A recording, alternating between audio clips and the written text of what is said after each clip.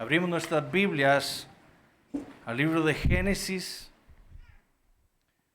Génesis capítulo 1.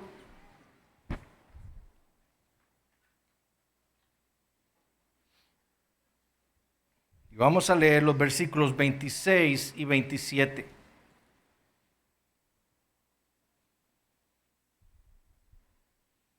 Génesis 1, 26 y 27. Dice así la palabra del Señor. Entonces dijo Dios: hagamos al hombre a nuestra imagen, conforme a nuestra semejanza, y señoree en los peces del mar, en las aves de los cielos, en las bestias, en toda la tierra y en todo animal que se arrastra sobre la tierra.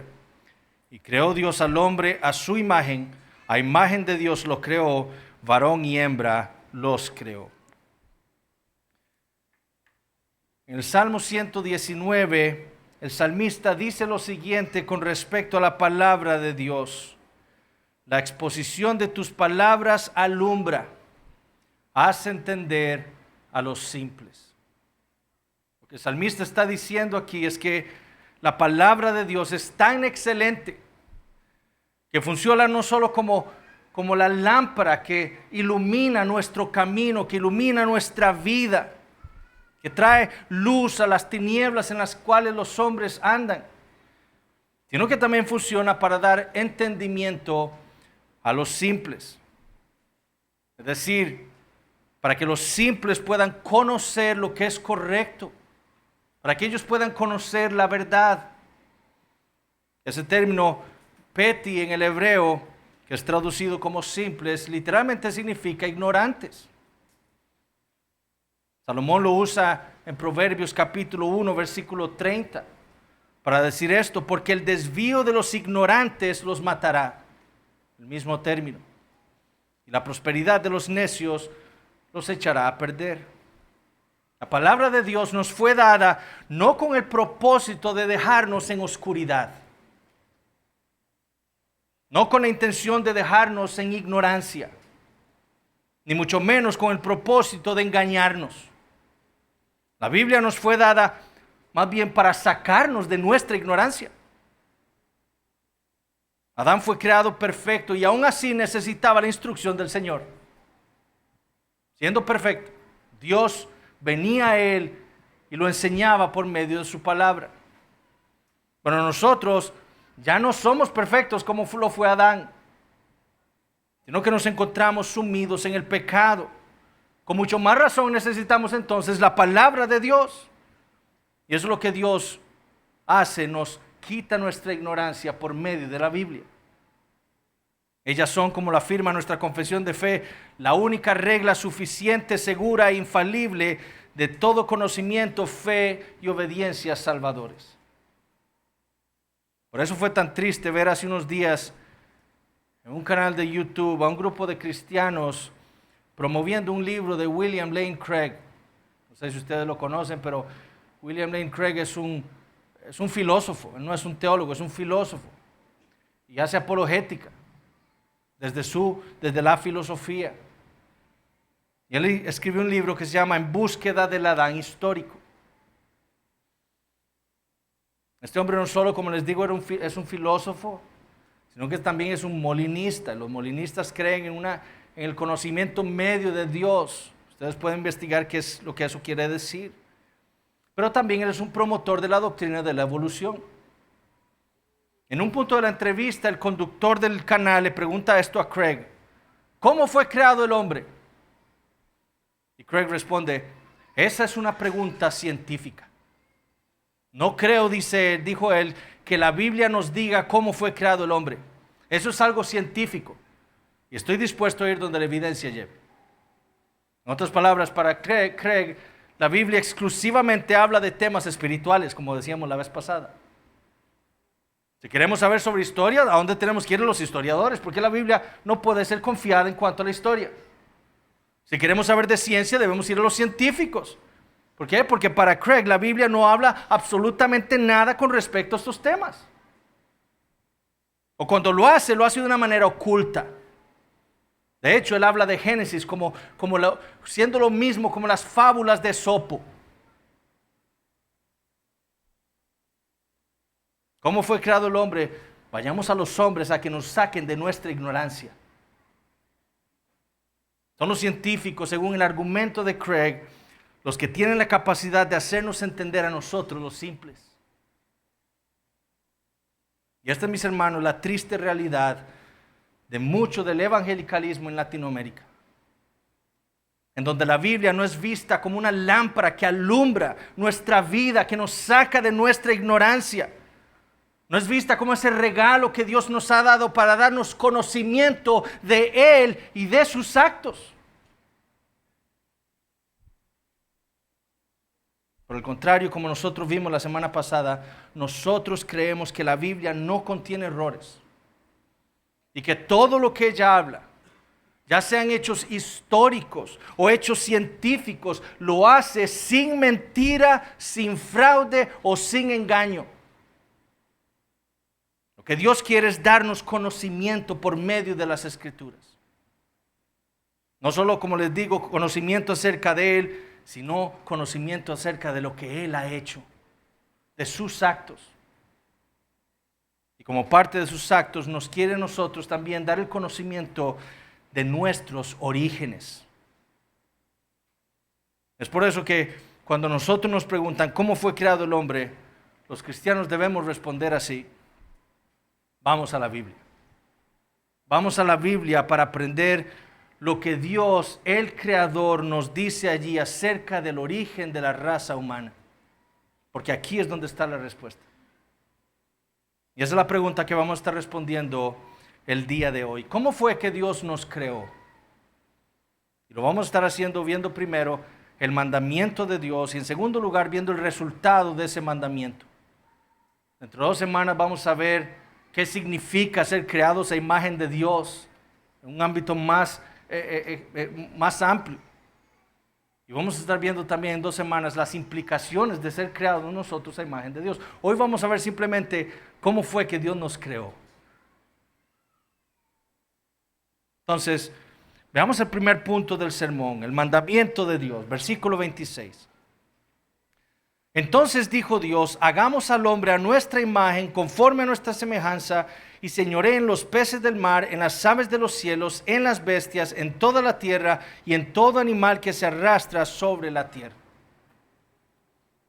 Dios ha creado, como hemos visto hasta ahora, todo el universo. Y en el universo Él creó la tierra inicialmente desordenada y vacía. Y nosotros dijimos que eso quería decir que Dios creó la tierra inhabitable y vacía. La tierra era, por así decirlo, una bola de agua. Y estaba toda rodeada de tinieblas. Pero ese no era el propósito de Dios para la tierra. En la mente de Dios, el pináculo de su creación sería el hombre. Por lo tanto, Dios debía preparar esa tierra que había creado inhabitable y vacía para la llegada del hombre. Y esto fue precisamente lo que hizo el Señor. Él creó la tierra de esa manera para mostrarnos a nosotros, como ya hemos dicho en todas estas semanas, que en su manera de ordenarla, en su manera de prepararla, en su manera de llenarla, Él nos estaba mostrando a nosotros no solo su poder, sino también su bondad y su sabiduría al preparar para nosotros los hombres una tierra donde habitar. Y recuerden que ese término tierra es muy importante en la Biblia, especialmente en el Antiguo Testamento. Es la promesa que Dios le da a los hombres, esa tierra. Bueno, eso es lo que Dios está haciendo aquí. Fue por eso que decidió hacerlo de una manera progresiva, esa creación de Dios. No en un instante, sino en un periodo de 6 días literales, que serviría para darnos a nosotros los hombres un patrón de vida. En el primer día Dios creó, como vimos, la luz. Él trajo luz a las tinieblas. En el segundo día separó las aguas y creó entonces el firmamento, en donde habría el aire que nosotros, los hombres y las criaturas suyas, necesitarían para vivir. En el día 3 separó en las aguas, hizo surgir la tierra debajo de las aguas y luego vistió esa tierra con todo tipo de hierbas y árboles para darle de comer a esas criaturas que Él iba a crear después. En el cuarto día creó el sol, la luna y las estrellas para separar el día y la noche, para que le sirvieran al hombre de señales para las estaciones, los días, los años, y también para traer luz a la tierra, para que el hombre no viviera en tinieblas. En el día quinto creó a todo tipo de animales marinos y todo tipo de aves. Y así llenó las aguas y llenó el firmamento. Y en el día sexto, al igual que en el día 3, mandó a crear dos cosas. Primero, creó todo tipo de seres vivientes.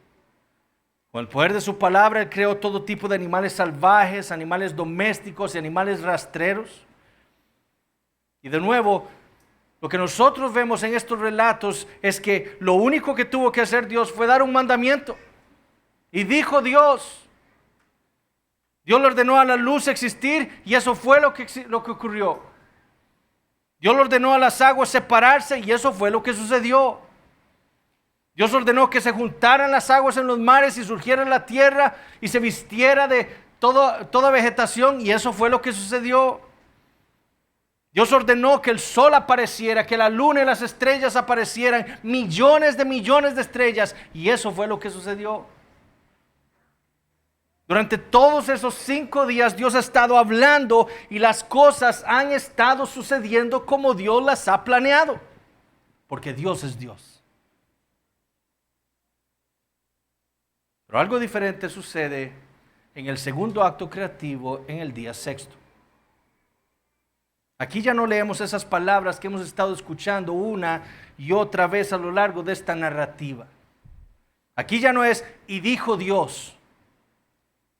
Aquí es, hagamos al hombre a nuestra imagen conforme a nuestra semejanza. Lo que tenemos aquí pareciera ser un diálogo, ¿verdad? Se habla en plural, hagamos al hombre. Hay varias maneras en las que estas palabras han sido interpretadas a lo largo de la historia. Algunos teólogos liberales, por ejemplo, han afirmado que esa frase es una interpretación mitológica hablando de otros dioses. O sea, no es solo Jehová, sino que Jehová y otros dioses hablando entre sí. Lo que ellos dicen es que Moisés se le escapó cuando él estaba copiando los mitos de las otras naciones paganas. A Moisés se le escapó esa frase, ese plural, cuando él estaba creando el mito israelita de la creación. Esa, por supuesto, entendiendo que Génesis es la palabra de Dios, no puede ser la interpretación correcta de esas palabras. Otros han dicho que lo que tenemos aquí es el concepto de la corte celestial. Es decir, que Dios no está hablando con otros dioses, Él está hablando con los ángeles. Uno de los pasajes que usan para promover esta idea, esta interpretación, es el pasaje en Segunda de Reyes, capítulo 22. Ahí en los versículos 20 y 24 leemos esto. Y Jehová dijo, ¿quién inducirá a Acab para que suba y caiga en Ramot de Galaad? Y uno decía de una manera y otro decía de otra. Y salió un espíritu y se puso delante de Jehová y dijo, yo le induciré. Y Jehová le dijo, ¿de qué manera? Él dijo, yo saldré y seré espíritu de mentira en boca de todos sus profetas. Y él dijo, le inducirás y aún lo conseguirás. Ve pues y hazlo así. Sin embargo, esta interpretación tampoco puede ser factible. No puede serlo por dos razones al menos. Primero, los ángeles no son hechos a imagen de Dios. Entonces, ¿cómo Dios le va a estar diciendo a los ángeles, hagamos al hombre a nuestra imagen? Porque los ángeles no están hechos a imagen de Dios. Y segundo, Isaías 40 dice lo siguiente, versículos 1. ¿Quién enseñó al Espíritu de Jehová o le aconsejó enseñándole? ¿A quién pidió consejo para ser avisado? ¿Quién le enseñó el camino del juicio? ¿Le enseñó ciencia o le mostró la senda de prudencia? ¿Por qué razón le iba a pedir Dios consejo a los ángeles para crear al hombre? Si Él es Dios. Entonces esa interpretación tampoco puede ser factible. La tercera manera en la que estas palabras han sido interpretadas es como argumenta un teólogo del Antiguo Testamento llamado Caspari, que Dios le está hablando aquí a la tierra. Y con eso argumenta que el hombre entonces le debe su origen a Dios en la tierra, porque de la tierra fue formado. Como veremos cuando lleguemos al capítulo 2 de Génesis. Pero entonces Dios le está hablando a la tierra, hagamos al hombre a nuestra imagen. Entonces de la tierra Dios formó al hombre. Otros afirman que lo que tenemos aquí es el plural de majestad. Es decir, Dios está hablando a sí mismo. Pero como el rey del universo, como hablaban los reyes del Medio Oriente antiguo, que hablaban en plural, entonces Dios está hablando a sí mismo en plural. Hagamos al hombre, entonces está hablando a sí mismo. Sin embargo, es claro que en la literatura semítica de la cual la Biblia es parte, ese tipo de lenguaje real no se da hasta muchos siglos después de Moisés con los persas. Entonces, esta tampoco puede ser una interpretación de estas palabras que tenemos en Génesis 1:26. Otros afirman que se trata del plural de deliberación, es decir, Dios está aquí deliberando consigo mismo. ¿Verdad? Cuando uno está solo en el cuarto y dice, ¿qué vamos a hacer? Eso es lo que Dios está haciendo. Bueno, yo no sé, yo a veces lo hago. Pero eso es lo que dicen ellos, el plural de deliberación. Y finalmente, la manera más consistente de entender estas palabras en Génesis 1:26 es con referencia a la Trinidad. Así es como lo ha interpretado la iglesia a lo largo de los siglos, por lo menos la mayoría de los teólogos. Los que niegan que aquí se esté hablando la Trinidad, afirman que Moisés no tenía ese concepto de pluralidad de las personas de la deidad. Ellos dicen, Moisés no podía tener ese concepto de un Dios con una pluralidad de personas. Entonces, jamás podía estar Moisés pensando aquí en la Trinidad. Sin embargo, nosotros vamos a ver en Génesis más adelante que desde mucho antes de Moisés ya los hombres tienen un concepto por lo menos de la pluralidad de la deidad. Abraham comió con Jehová, que venía en nombre de Jehová. Entonces, como escribió Hamilton, una cosa es decir que el autor de Génesis 1 no estaba instruido en la complejidad del dogma cristiano. Otra es decir que era demasiado primitivo o ingenuo teológicamente como para manejar tales ideas como la pluralidad dentro de la unidad. Es decir, al final, como escribió Richard Barcellos, un teólogo bautista reformado, a nosotros no nos debería interesar especular cómo lo entendieron los lectores originales, porque nosotros ahora tenemos todo el canon de la Biblia. Y nosotros interpretamos el Antiguo Testamento a la luz también de la revelación de Dios en el Nuevo Testamento.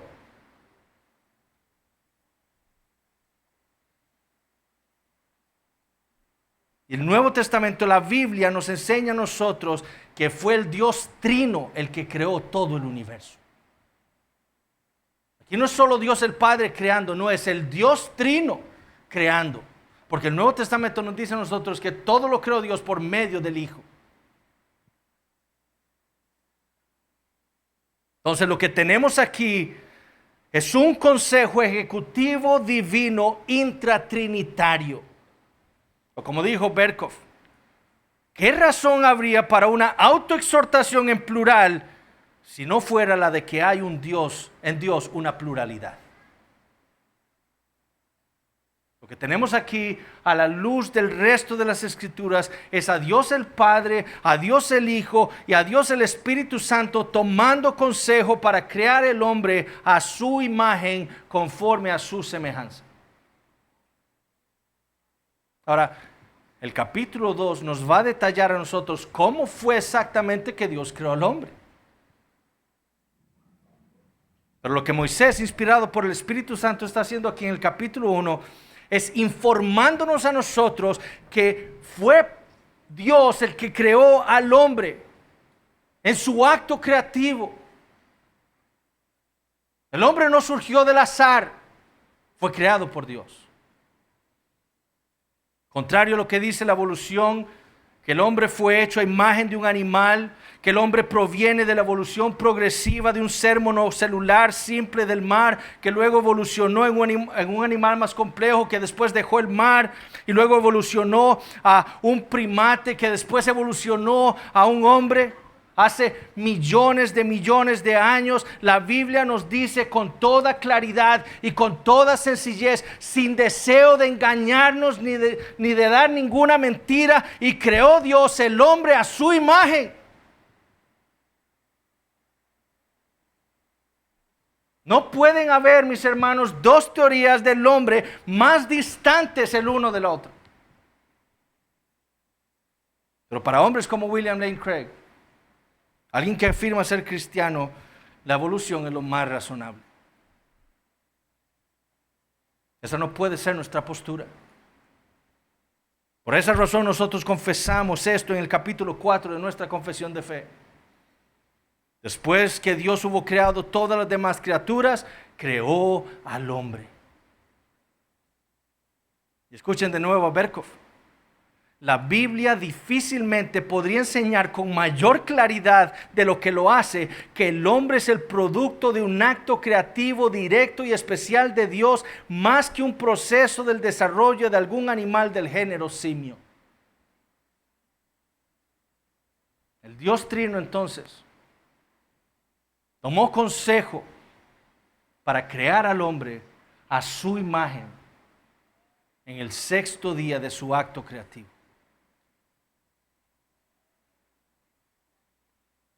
Ahora veamos el mandamiento, el resultado del mandamiento.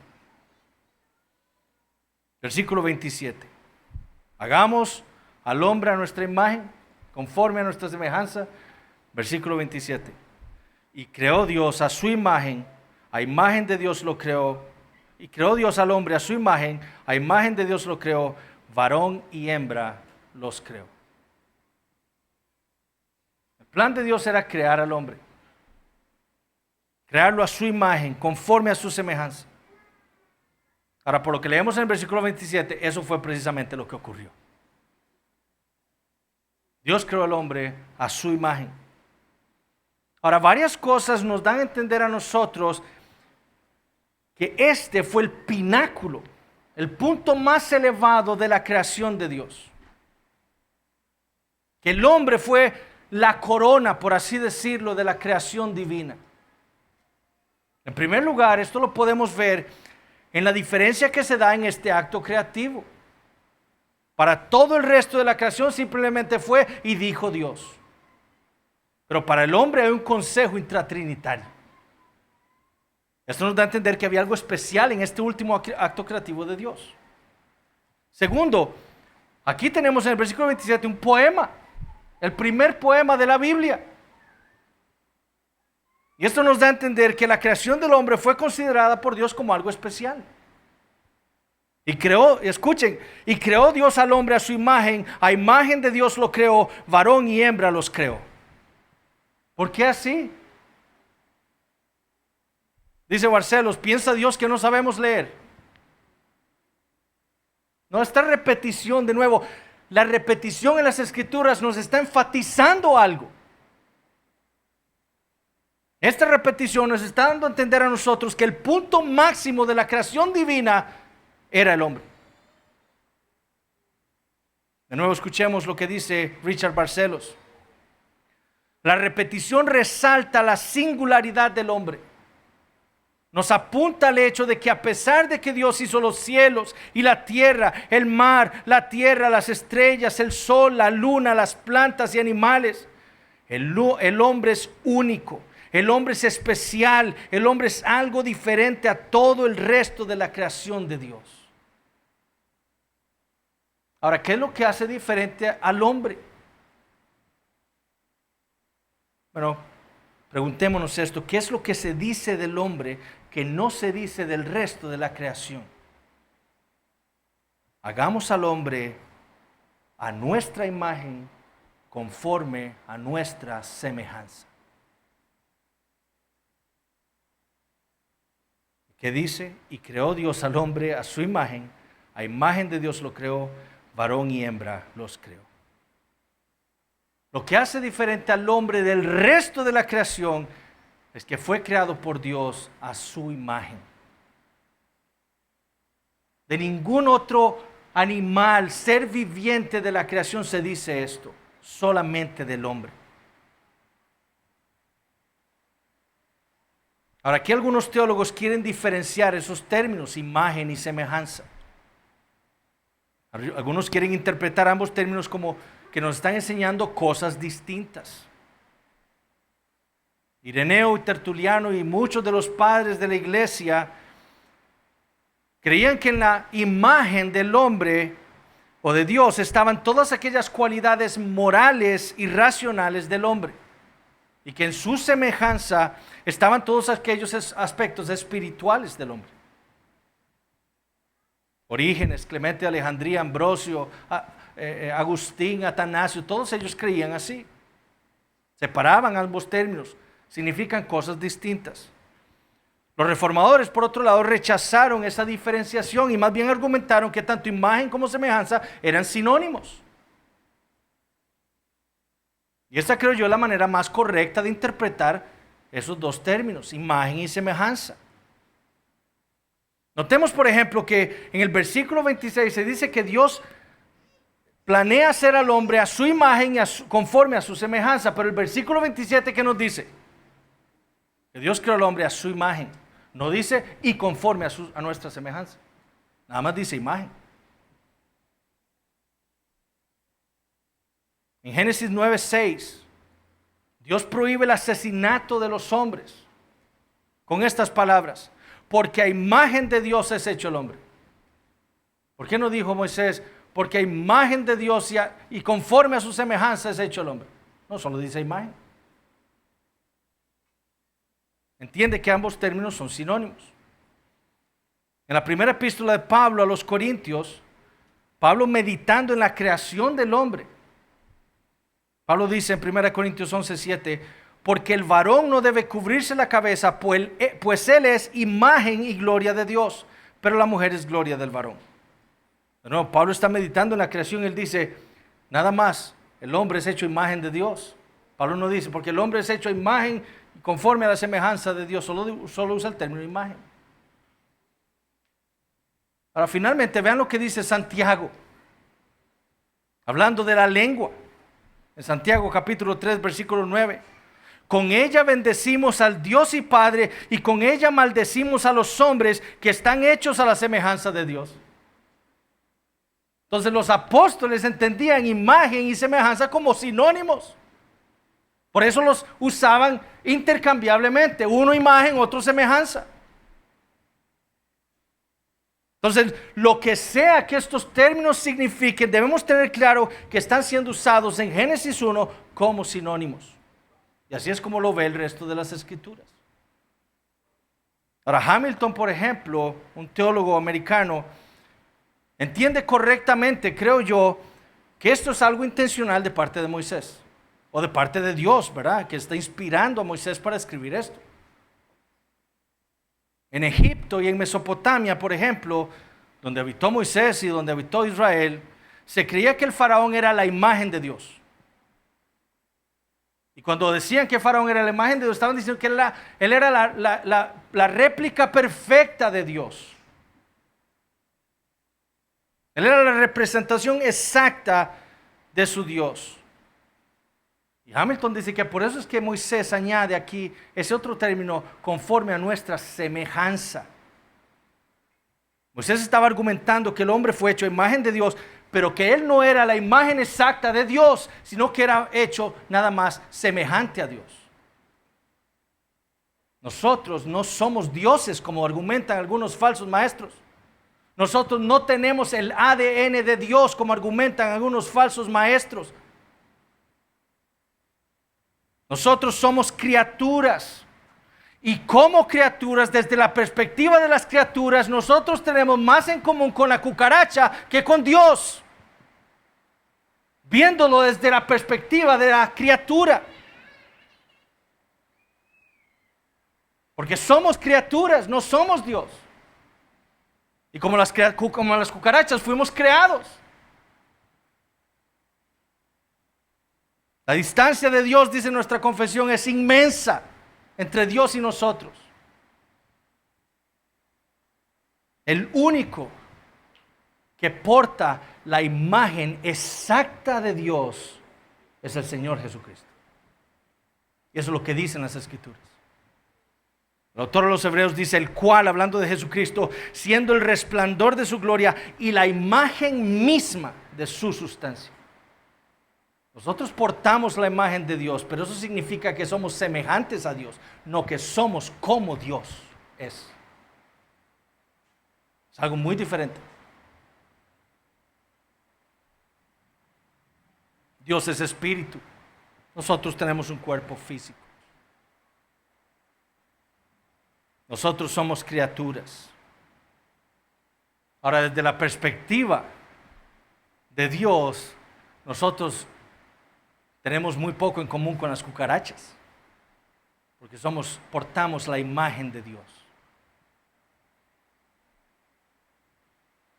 Y esto es lo que hace tan diferente a la doctrina bíblica de la creación, de la evolución.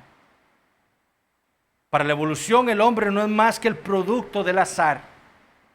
Un día algo explotó. ¿Por qué explotó? No sabemos.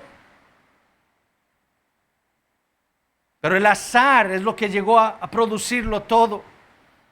Para la evolución no hay nada bueno en el hombre, no tiene un propósito para el cual exista. Es un animal más en la tierra. La evolución, debemos entender nosotros, es deshumanizante. Pero contrario a la evolución se encuentra la doctrina bíblica de la creación, en la cual se nos dice que nosotros somos muy distintos al resto de la creación. Que fuimos creados a imagen y semejanza de Dios, que fuimos creados con un propósito majestuoso de poder tener comunión con el Dios que nos creó. Eso es algo que ninguna criatura que existe en la tierra puede gozar. Solo nosotros los hombres, porque estamos hechos a imagen de Dios. Esa es la gran diferencia. Y el propósito que Dios le ha dado a la humanidad es un día tener comunión con Él por la eternidad. Para la evolución usted muere y todo acabó. No hay propósito en nada de su vida. Usted es como cualquier otro animal. Ahora, ¿qué significa que el hombre haya sido creado imagen de Dios? ¿Qué es lo que hace al hombre ser la imagen de Dios? Eso es lo que vamos a ver dentro de 2 semanas. Hay diferentes cosas que hacen al hombre ser imagen de Dios. Hay diferentes implicaciones de lo que es portar la imagen de Dios. Pero según Génesis 1, 26 y 27, lo que nos hace ser la imagen de Dios es nuestro señorío sobre la creación. Veamos de nuevo el versículo 26. Entonces dijo Dios, hagamos al hombre a nuestra imagen, conforme a nuestra semejanza. ¿Y qué dice? Y señoré en los peces del mar, en las aves de los cielos, en las bestias, en toda la tierra y en todo animal que se arrastra sobre la tierra. Porque el hombre es la imagen de Dios, es hecho a la imagen de Dios, conforme a su semejanza. Entonces se le da el poder, la autoridad de señorear sobre toda la creación. Como Dios es el soberano rey del universo, así lo va a ser el hombre como su corregente en la tierra. La imagen de Dios en el hombre se nota entonces en su señorío sobre los peces, sobre las aves, sobre la tierra y sobre todo el resto de la creación. Cuando el hombre gobierna es cuando él está manifestando que porta la imagen de Dios.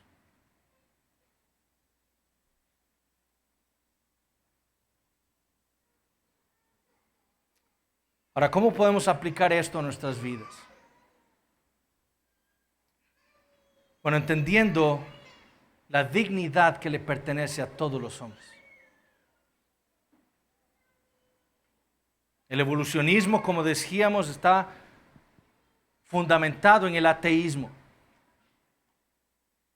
Esa es la evolución, se fundamenta en el ateísmo. No hay un Dios. Todo fue creado por algo fortuito en el pasado. De hecho, lo que el evolucionismo promueve es eso, Sacar a Dios de cualquier, de la creación del mundo. El hombre viene del azar, viene de animales, no tiene ningún propósito, no es más que un grupo de células. Por eso nuestra cultura secular ahora es la cultura de la muerte. ¿Por qué? Porque está basada en el ateísmo. Y lo que lo mueve es este paradigma de la evolución. ¿De dónde creen ustedes que provienen los conceptos modernos del racismo? Eso viene de la evolución. Por lo menos los conceptos modernos. Los conceptos del aborto. De la eutanasia. La base de todo esto es la evolución. ¿De dónde viene la idea de que el hombre puede masacrar a millones de opositores políticos?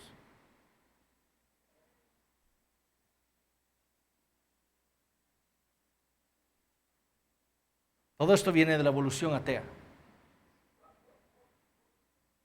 El hombre no tiene valor ni dignidad. ¿Por qué? Porque es un animal más.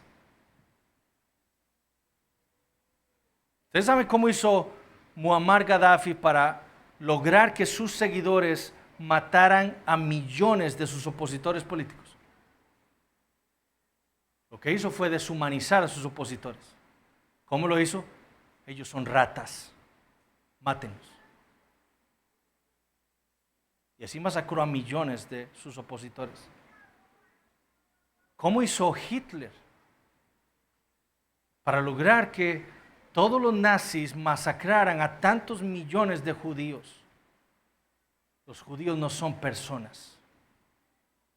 Pueden matarlos, deshumanizándolos.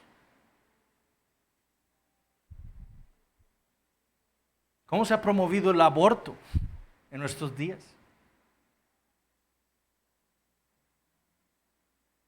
Ese conjunto de células, eso no es un hombre. Son células. Se pueden abortar. A pesar de que cuando se da cuenta la persona de que está embarazada, ya no es un conjunto de células. Es prácticamente un ser humano, como nosotros, en el sentido de tener por lo menos miembros y órganos que podemos identificar. Pero lo que hacen es deshumanizar.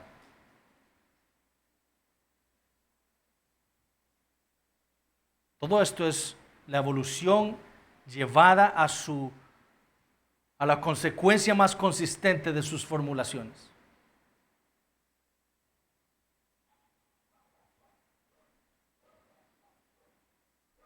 Esos fetos sí son hombres.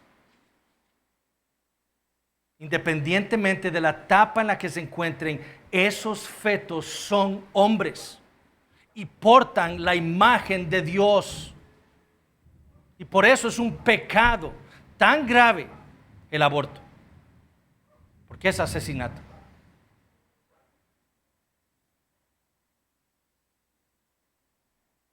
Por eso es que la Biblia lo condena. Por eso es que todos los cristianos desde el principio entendieron que el aborto era algo atroz. Y por eso cuando los romanos dejaban a sus hijos que recién nacidos en los callejones para que murieran de frío o de hambre o se los comieran los animales, los perros y los gatos, los cristianos los recogían y los adoptaban como suyos. Porque entendían que esos bebés portaban la imagen de Dios.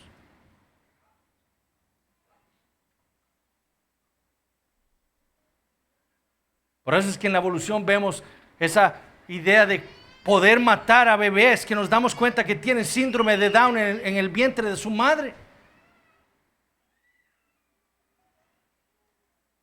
Ese bebé con síndrome de Down porta la imagen de Dios y por lo tanto tiene dignidad que debe ser respetada por todos nosotros. Igual el ancianito de 80 años que está padeciendo de cáncer.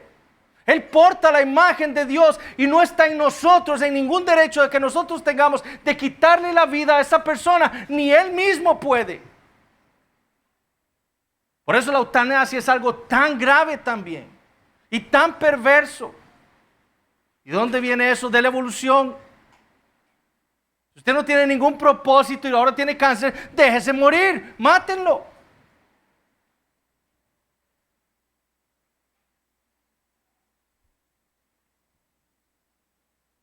Igual el racismo. Si la evolución es la evolución de las especies más adaptadas que otras, entonces Hitler decía, la raza aria es superior a los judíos. Podemos matarlos.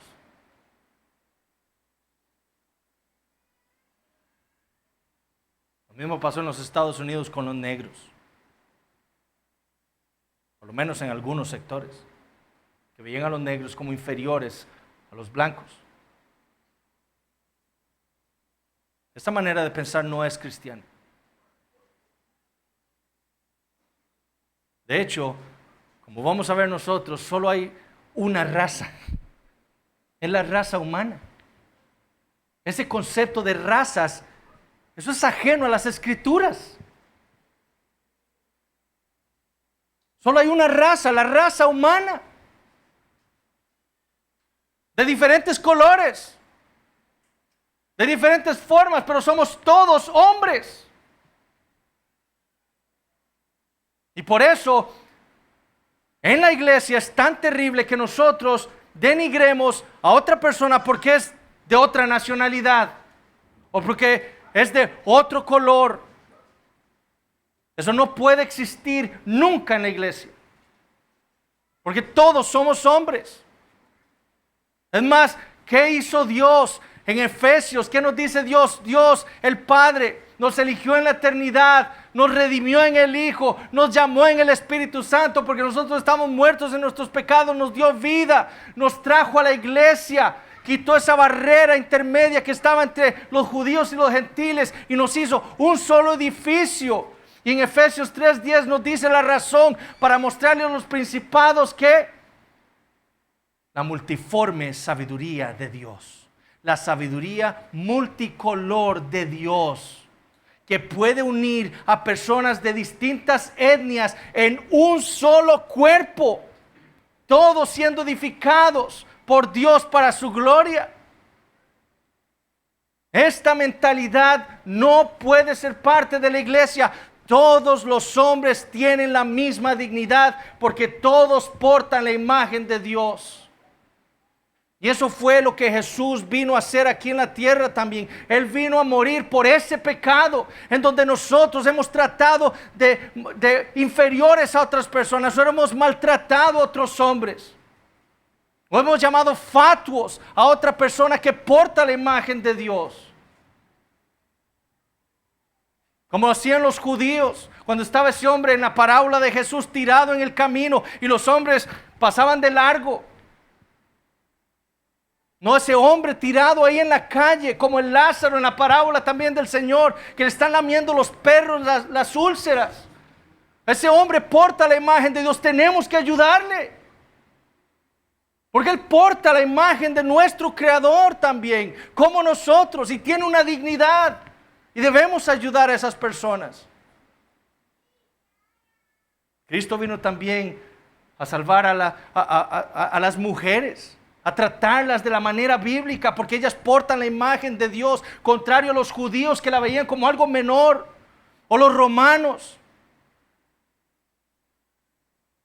o los mismos judíos que creían inferiores a los samaritanos. Cristo vino a tratar bíblicamente a todas esas personas. Los samaritanos merecían también escuchar el evangelio porque ellos portan la imagen de Dios.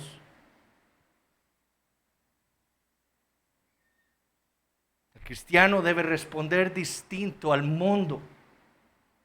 ¿Por qué? Porque nosotros entendemos algo. Todos los hombres fueron creados a imagen de Dios conforme a su semejanza. Y la manera que nosotros entendamos eso nos va a cambiar nuestra manera de actuar e interactuar con las personas.